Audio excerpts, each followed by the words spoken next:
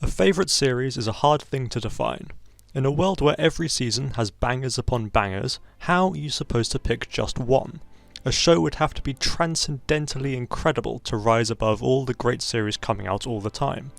But for every individual on Earth, that series does exist. And for me, that series is one that started off perfect and has continued to get better and better ever since. I am, of course, talking about my absolute favourite piece of media of all time, Kaguya-sama Love is War. This one's going to be a bit longer than my previous videos because frankly I could gush about this series for hours on end. Be glad I'm cutting this down to be a bit shorter.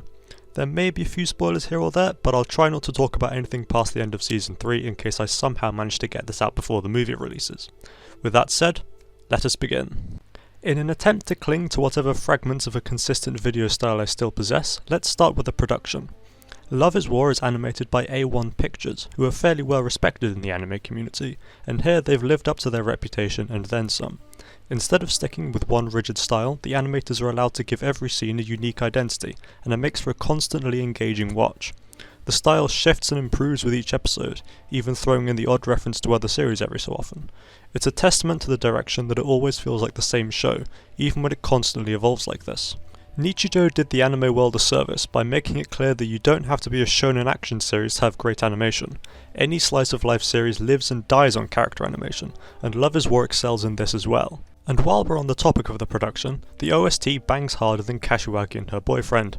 It elevates every scene to an insane degree, and I cannot wait to hear Confess during some of the upcoming moments. Every single track is excellent, and the fact that it's not on Spotify is a crime. Speaking of music, I'm sure you've been waiting for me to talk about the openings, and I have nothing but praise for every one of them. Masayaki Suzuki has mastered the essence of the love song, and his jazzy, energetic and soulful songs never fail to put a smile on my face, especially Daddy Daddy Do. The sheer dynamic between the horrendously misleading title and the superb song never fails to impress me. It's a wonder then that the visuals of these openings are just as memorable as the music. The first does a great job of mimicking the classic James Bond style opening, with the psychedelic colours and strong symbolism establishing the dynamics between the cast and letting you know exactly what a wild ride you're in for. Meanwhile, the second goes in the complete opposite direction, showing a miniature version of a regular episode, punchline included. It might seem a little bare bones compared to the first, but there's foreshadowing and symbolism aplenty if you know where to look, and the song is honestly such a banger that you could show a minute and a half of Ishigami jerking off and it would still be completely unskippable. Maybe even more so now that I think about it. And the third opening does everything the first two did and more, with funny character moments, an extremely catchy song, and symbolism up the wazoo. It's up there with Ranking of Kings for best opening of the year, and maybe in the running for the best opening of all time. Of course, a great opening doesn't guarantee a great show, so shall we take a look at the actual content itself? Yes. Yes we shall. That was a rhetorical question, you don't need to answer it. I'm going to go out on a limb here and say that Love is War, in my opinion, has one of, if not the best casts in all of media. Ever. Every character is immensely relatable in different ways, and it results in a cast that feels incredibly fleshed out and human. Frankly, some of them feel more like real people than I do. I think a big part of why that is that none of them are perfect. Like, sure, they're all great people who I'd love to be friends with in real life, but they're all also just ever so slightly unhinged in one way or another. I think Shirogane is a great example of this, since his major flaw is heavily linked to one of his best qualities.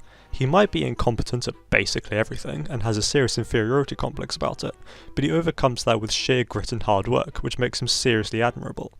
I can definitely see why Kaguya likes him. Speaking of Kaguya, there's a good reason the show is named after her, and that's the fact that she's an undisputed best girl. She's a genuinely multifaceted and nuanced character, and seeing a new side of her is always a delight.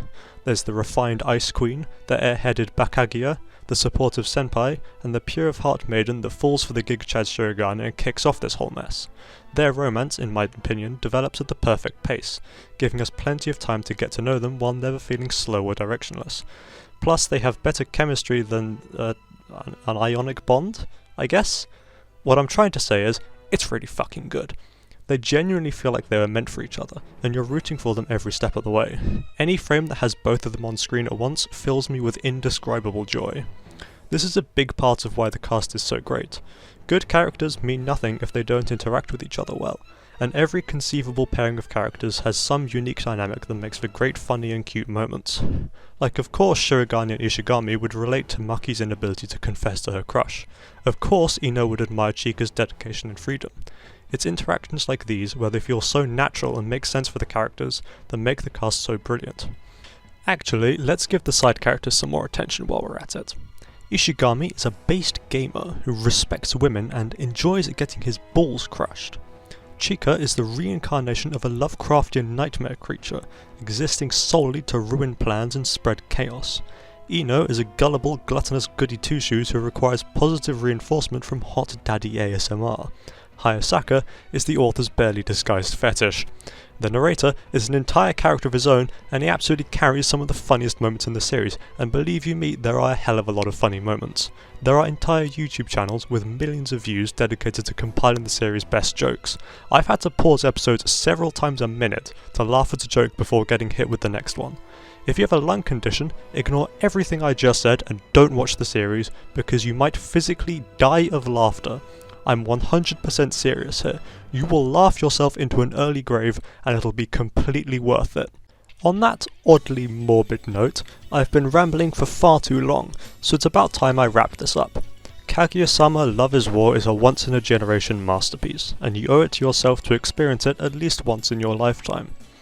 I sincerely hope that you possess the basic listening comprehension not to need a score out of 10 to understand how good the series is, but for the actual children in the audience, it's an 11. And on that bombshell, it's time to end. Thank you so much for watching, and good night.